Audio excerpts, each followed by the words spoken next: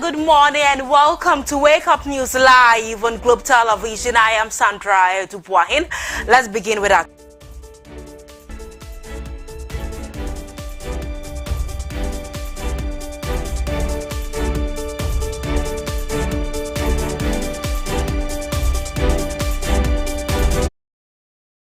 And also, Chief Justice commissions the Nsoko District Court in the Bono region to bring justice closer to the people.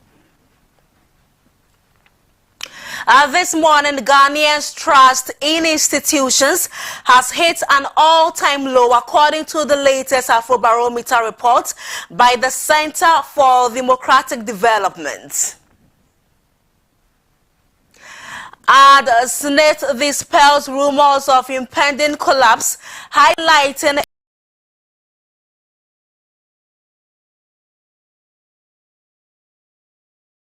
national front. Kamala Harris says her first priority as president is to stop this pain resulting from abortion bans. Details of all these stories and many more coming up shortly. Stay with us.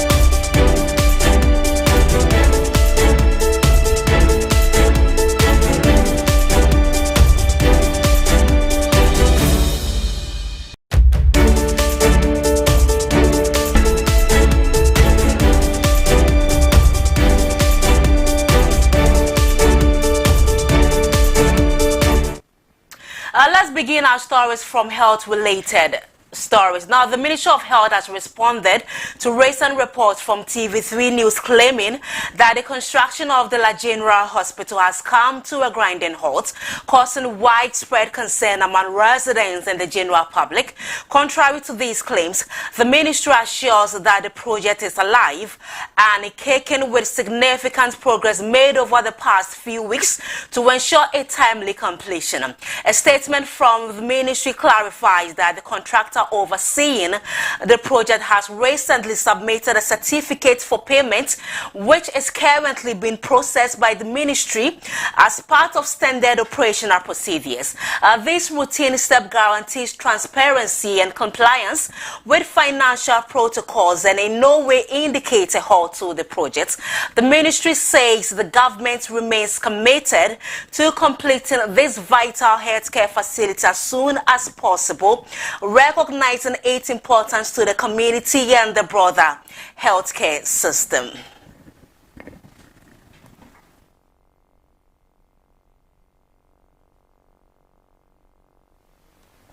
And now, away from that, Ghana's Minister for Foreign Affairs and Regional Integration, Shirley Ayokoboche, has been elected as the new Secretary General of the Commonwealth, succeeding Patricia Scotland, Baroness Scotland of the United Kingdom. This historic announcement was made at the 27th Commonwealth Heads of Government meeting in Apia, Samoa. As the incoming Secretary General, Ayokoboche has pledged to contribute to deepening democracy, peace, prosperity, and economic progress among member states. She emphasized her commitment to promoting trade, education, skills training, and innovations for the youth, who make up over 60% of the Commonwealth's 2.7 billion population. We come from different nations and cultures, but we share a commonwealth of values. My vision is to build on these strengths, promoting trade and ensuring education, skills training development, and innovation for the teeming numbers of young people across our Commonwealth. I will provide leadership to work with member states in collaboration with other multilateral institutions towards addressing climate change, which presents a clear existential threat to our Commonwealth. As the Commonwealth's new Secretary General, Ayokoboche is poised to make a significant impact, leveraging her experience as Ghana's Minister for Foreign Affairs and Regional Integration to drive progress and cooperation among member states. I will provide leadership to work with member states in collaboration with other multilateral institutions towards addressing climate change, which presents a clear existential threat to our Commonwealth. I shall harness opportunities for transformation and enhance our global voice. President Akufo-Addo welcomed Ayokoboche's election, praising her for putting Ghana on the map and urging all Ghanaians to support her in her new role. The Prime Minister of Trinidad and Tobago, these were the three historic figures that came together to push the idea of the Secretariat, which today is now headed by a Ghanaian.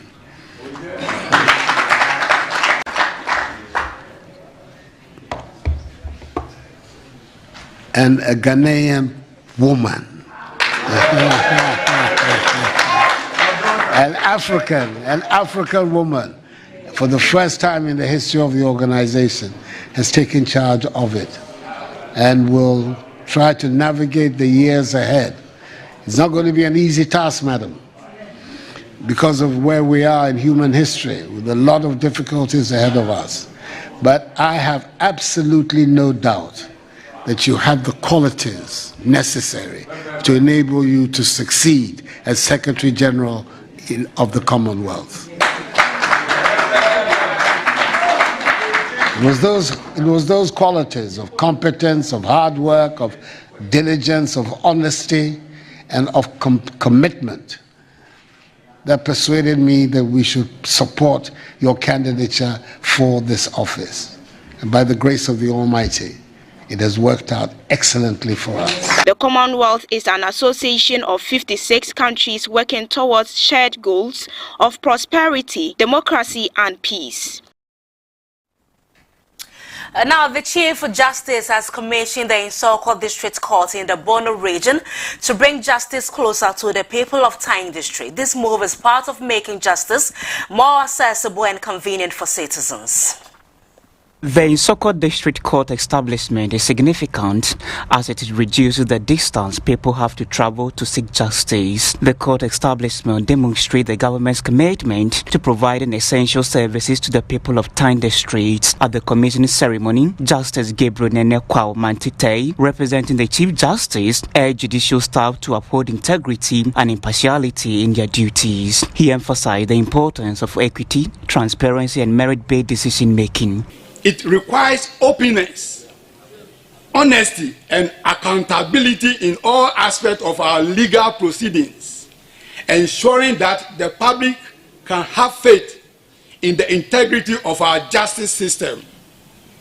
Impartiality, perhaps the most crucial, ensures that decisions are made based on the merit of each case, free from bias or undue influence. It is a fundamental tenet of justice that demands that judgment be rendered solely on the basis of law and evidence. District Chief Executive for Tang, Dr. Lucia Champon, praised the government initiative, noting that the court will reduce travel distances for seeking justice. Residents will no longer have to travel far to have their cases addressed. Today, here, I want nipa asitrem. Esan attention in inti. Na yete district since 2004. Na a court ni ha. Them say yenya case bia ye de police station, police for the boying. There was some de court na ye de wenchi.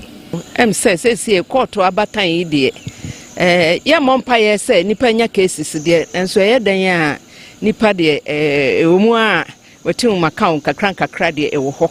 Na say duru ho a nya fe na ye bepeka ye ni ka ye ka say na yetumi edi yasem ha na atentrene ne asomdwe abatan ha. Benkumhini of Nsoko Nana J. Asamoah appealed to the government to build more prisons in the Bono region. This, he said, would alleviate overcrowding in the Seoul prison in Sunyane and allow farmers and institutions to employ inmates, reducing government feeding costs.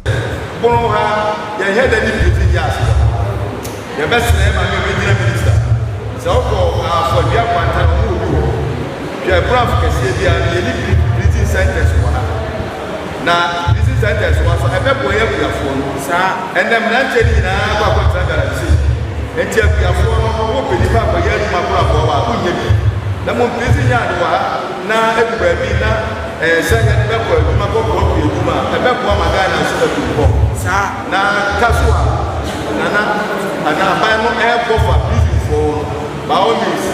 Yeah, we are 5 minutes here, you come up from my message, feeding no, men so more about the car.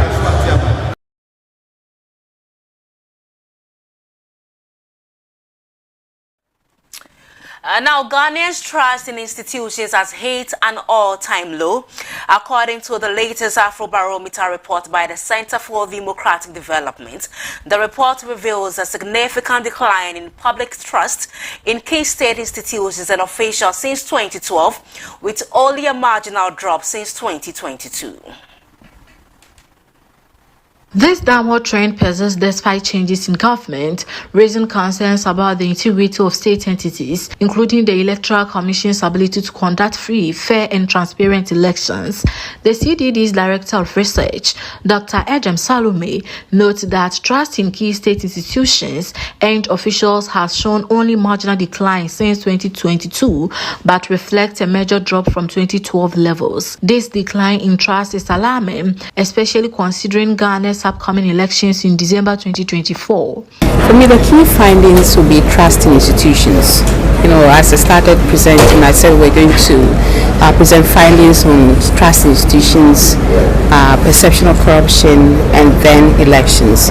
But for me, like I said during the presentation, that the perceptions that Ghanaians have about the key institutions of democracy, be it magistrates, tax officials, the presidency, even MPs, that trust level is declining over time. And as you saw in the presentations, you know, we've had a time frame, you know, where we asked these questions, and the over time trend doesn't look good. It means that the institutions that are supposed to hold democracy, you know, make democracy work, they are not, you know, the perceptions that citizens have about them is not improved over time. It is alarming to see that only 26% of Ghanaians feel they can report corruption without facing retaliation, a 4% drop from 2022. This suggests a pervasive fear of speaking out against misconduct, which can perpetuate a culture of corruption. You know, the level of perceived corruption in institutions like the police, who have topped the charts this, all these years that we've been conducting Afrobarometer surveys has not changed. They're still at the top. But you see new entrants like, people in the office of the president. You even see electoral commission in there, and it's an election year. Why would people think that the electoral commission is corrupt? And these are concerning. For me, these are some of the findings that jump at me as somebody who works in an organization that promotes good governance, and democratic governance. For us, it's becoming a challenge, to the work that we've been doing these years. It is important for Ghanaian institutions to address these concerns and work towards rebuilding trust with citizens to ensure a free and transparent electoral process.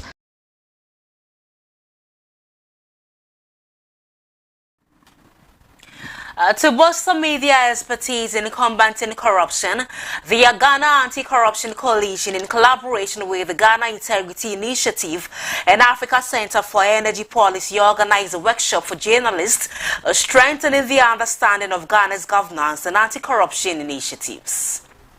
The recent event in Accra brought together journalists from public and private media houses for a one-day workshop. The initiative aimed to equip the media with the knowledge and tools to combat corruption and promote transparency in Ghana's public institutions. Project Director of the Democracy Project and Fellow at CDD Ghana, Dr. John Osai-Kwapong, emphasized the crucial need to address systemic corruption by empowering journalists. The workshop sought to intensify their contribution to Ghana's anti-corruption efforts.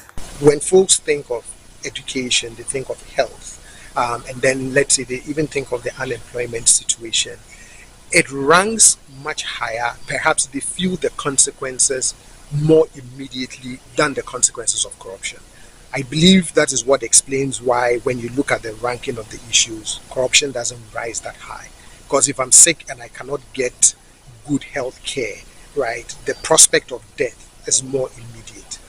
But when I hear of a corruption scandal, it sometimes feels so far away that I can't feel the immediate impact, except that these issues of corruption undermine how effectively we can solve these other public problems. With financial backing from the UK's Foreign Commonwealth and Development Office, the workshop forms part of a broader project titled An Anti-Corruption Initiative for Enhancing Governance and Accountability. The Executive Director of the Ghana Integrity Initiative, Mary Ada, underscored the role that transparency and the public play in the fight against corruption. Ghana Anti-Corruption Coalition, the Ghana Integrity Initiative, and the African Center for Energy Policy, with funding support from the FCDO, Commonwealth, the Foreign Commonwealth Development Office. And its objective, or the project title, is An Anti-Corruption Initiative for Enhancing Governance and Accountability. So from the title, you know what we seek to do. One, to sensitize the media and the fraternity thereof citizens and empower you with tools to be able to produce appropriate content-driven messages that inform the citizenry about the effects of corruption.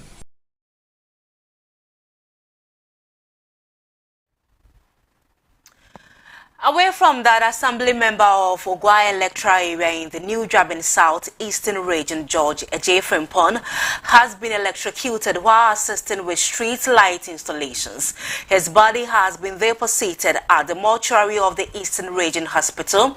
The street lights provided by the New Jabin South Municipal Assembly were being set up in anticipation of a political event featuring Dr.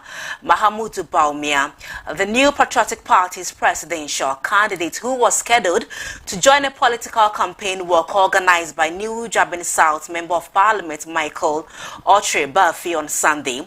The incident occurred around 3 o'clock p.m. on Saturday, October 26, when Mr. Frimpong, while repositioning a metallic ladder. Accidentally, it came into contact with high voltage cables.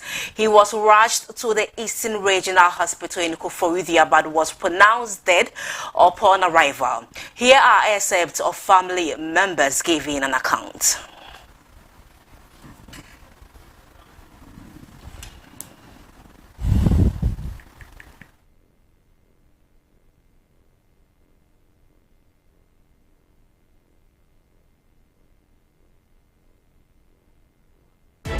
Live on Globe Television, still to come, SNIT dispels rumors of impending collapse, highlighting 8 impressive financial performance in Edo State.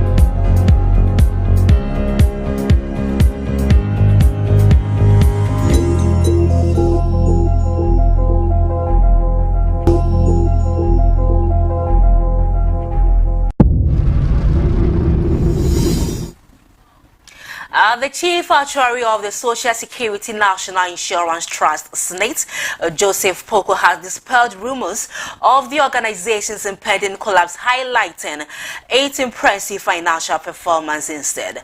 Speaking at SNIT 2024 engagement with pensioners in the Bono region, Joseph Poku shared the trust's remarkable turnaround story, achieving a surplus of 230 million Ghana cedis from 2021 to 2023. This success is attributed to effective investment management, increased contributions, and sound management practices, according to SNIT. SNIT indicates a remarkable recovery from its deficit during the COVID-19 pandemic, demonstrating its resilience and commitment to providing financial security for its members. According to the organization, its financial growth can be attributed to strategic resource optimization, resulting in significant returns on investments. To let them know, to reassure them that the team is not collapsing. Because recently we heard in the report, in the news, the media, that SNIT is about to collapse in 12 years. By 2036, there will be no funds to pay pensions and all that. Nothing to be set up in the system. So we came here to reassure our stakeholders, our key stakeholders are that, for the pensions, that they should relax, because SNIT is in good hands. We've been doing this over the years. We have not defaulted in payments, and we are not going to default. And in fact, the IMF report should not be taken on the face value of it. It should be interpreted carefully, and therefore we are here, we came here to deliver. Bono Regional Chairman of Pensioners, Emmanuel Mensah Sapon, reassures SNIT contributors that the trust's financial stability ensures timely payment of benefits. He encouraged individuals facing financial difficulties to visit any SNIT branch for assistance, promising prompt responses from the various branches. 12 o'clock going, when I heard my phone crying, then it's in. When I go to bank, everything is settled. So in fact, I will recommend to our fellow pensioners to bear their situation so that we all can benefit the sweetness of pension. Otherwise, if you are in your house, you can enjoy some facilities we are having. This development aligns with SNIT's efforts to engage with pensioners, address concerns, and provide transparency. The organization remains committed to its members' welfare and building a secure future.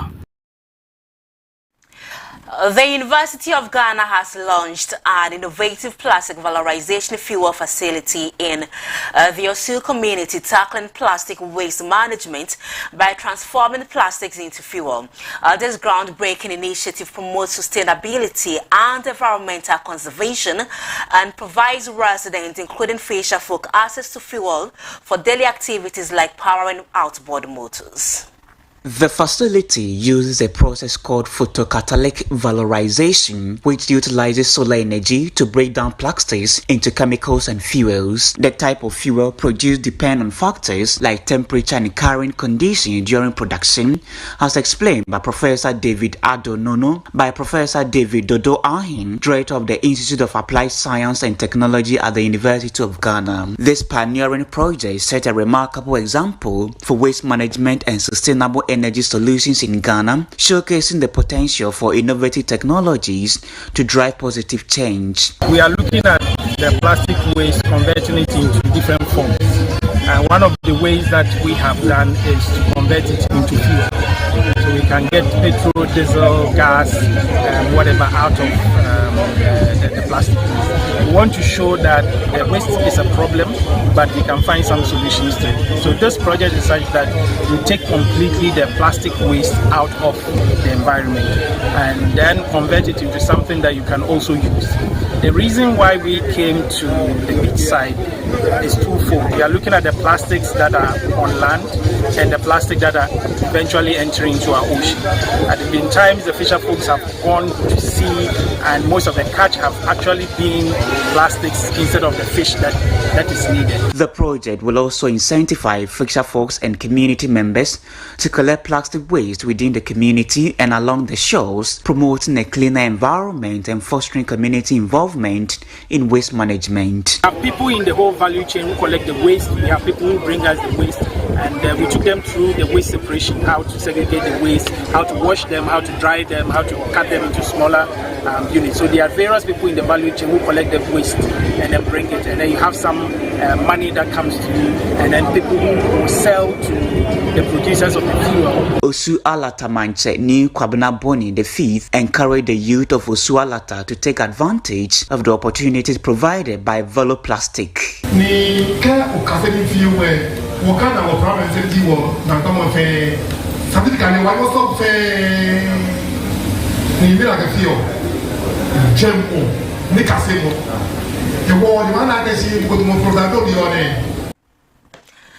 The General Agricultural Workers Union has demanded urgent action from the government to remove the managing director of irrigation company of Upper Region, Dr. Bonaventure, from office. Dr. Bonaventure has reportedly yet to hand it over despite a directive from the Chief of Staff at the Presidency.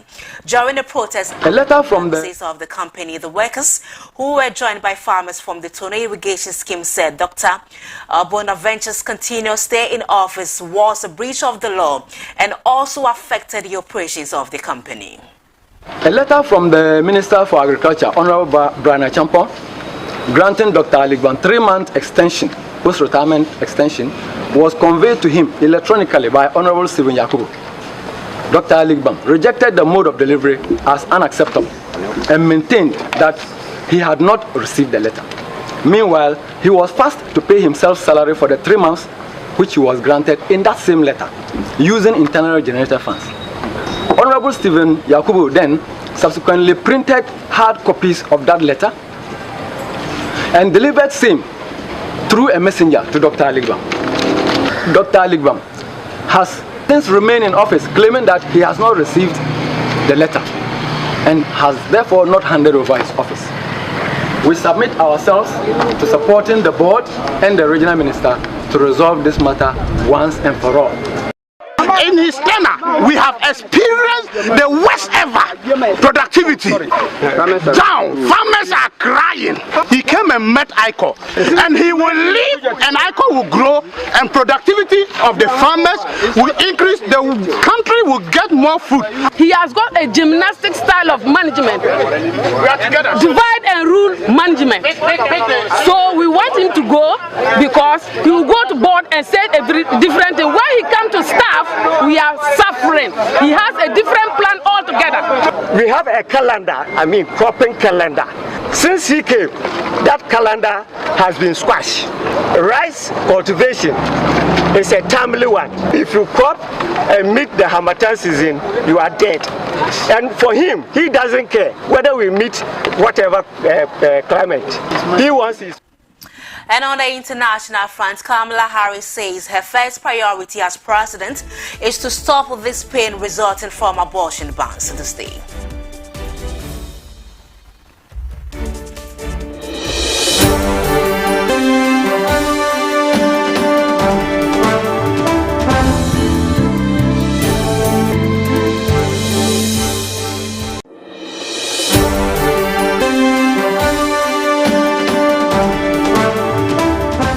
Ahead of the U.S. elections, Kamala Harris has made it clear that protecting reproductive rights and stopping the pain caused by abortion bans will be a top priority if she becomes president. As a strong advocate for women's health and abortion access, she's been vocal about the need to address the harm caused by restrictive abortion laws.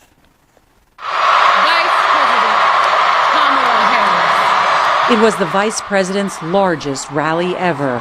30,000 people braved 90-degree heat.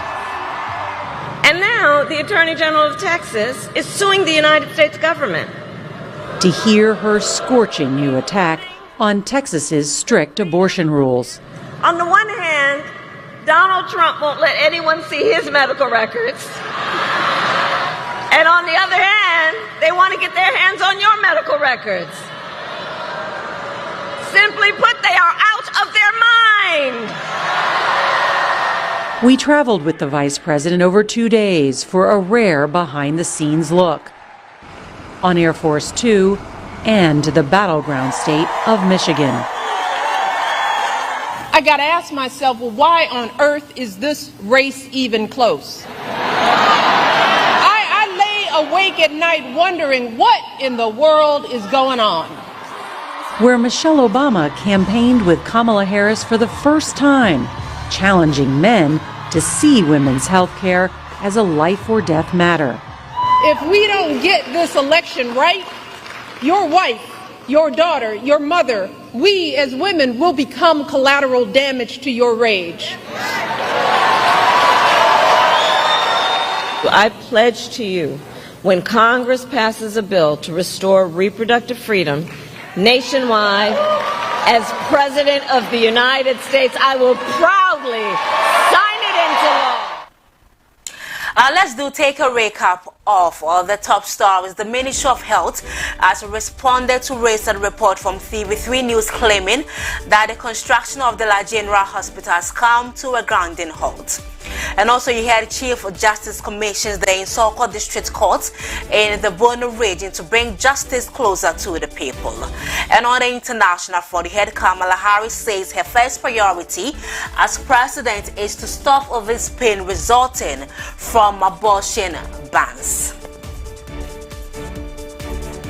That will be all for you this morning. I am Sandra BOAHEN. Up next is Yese No Say, and thank you so much for your time.